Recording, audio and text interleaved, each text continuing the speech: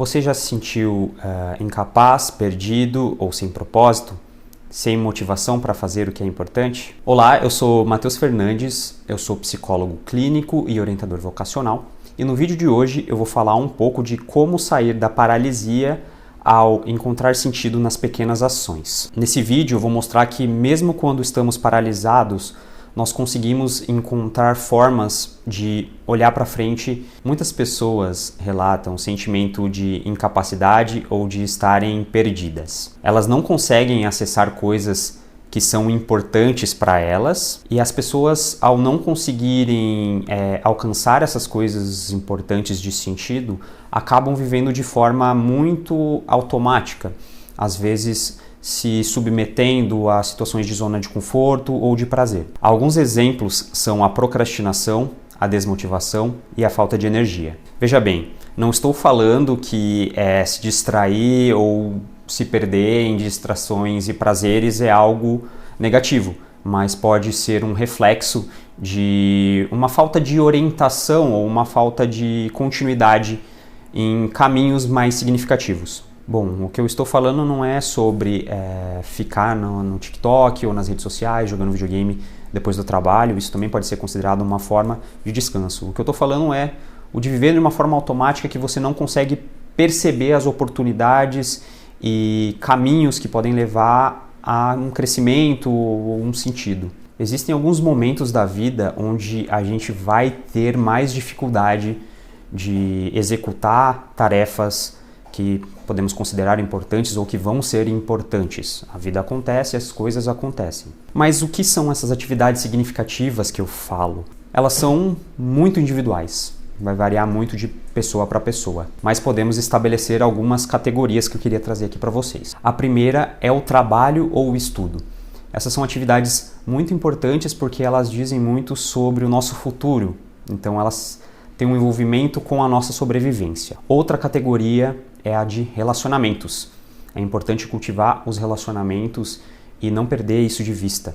Outra categoria é a dos hábitos e dos hobbies. Aqui entra coisa já disseminada, muito comentada hoje em dia, como a alimentação e os exercícios físicos. E os hobbies, eles envolvem diversas coisas diferentes, como ler livros, tocar instrumentos, cuidar de horta, entre outros. E como esses campos podem ficar paralisados? Como eu comentei, existem momentos da vida que vão ser mais difíceis, vão ter situações de crise, de tragédia ou de cansaço.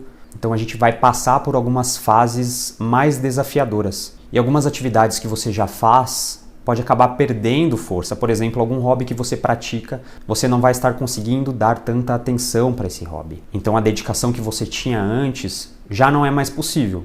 E isso está tudo bem, isso acontece. É normal que isso aconteça. E forçar nesses momentos talvez não seja tão adequado. Também nesses momentos a gente vai ter menos abertura para tentar novas atividades. Então talvez aqueles planos que você tinha de colocar em execução, você não vai ter tanto ímpeto, tanta energia, tanta atenção, enfim, para cuidar desses projetos novos. E como sair da paralisação? Vamos pensar em algumas formas. E hoje eu quero falar especificamente das pequenas ações. Então são aquelas pequenas iniciativas que vamos utilizar para tentar desenrolar o processo quando a gente está com dificuldade. Eu queria retomar as categorias que eu falei antes. Dessa vez eu vou começar pelo trabalho e pelo estudo. E vou dar alguns exemplos de pequenas ações que você pode tomar dentro dessas áreas. Quando bate a preocupação, a ansiedade, você se sente paralisado e não sabe o que fazer.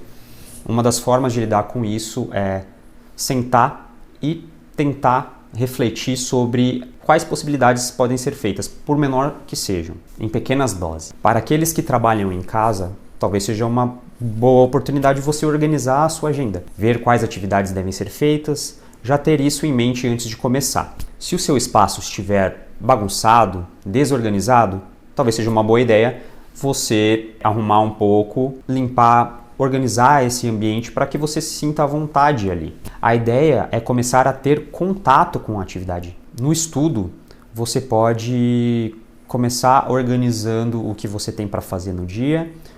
Se você tem muita coisa para fazer, você pode quebrar em blocos menores, quebre por temas, quebre por bloco de tempo. Tem muitas formas diferentes que você pode utilizar para organizar, mas o importante é você fazer um pequeno planejamento já para entrar em contato com isso. Dessa forma, você vai gerando uma confiança aos poucos. Sobre os relacionamentos, o diálogo ele é essencial. Muitas vezes vai ser muito difícil fazer isso de forma automática, então você vai ter que pensar de uma forma muito intencional. Você vai ter que fazer um esforço. Então, isso envolve trazer outras estratégias para o jogo também. Você pode mandar mensagem para alguém que você está postergando por alguns dias. E se você talvez pensar muito no conteúdo da mensagem, você não vai conseguir mandar para ela. Então você pode começar mandando um bom dia, começar uma conversa curta, ter esse contato inicial. Você também pode decidir entrar em contato com pessoas que não fala há bastante tempo, pessoas que acabaram se afastando da sua vida de alguma forma.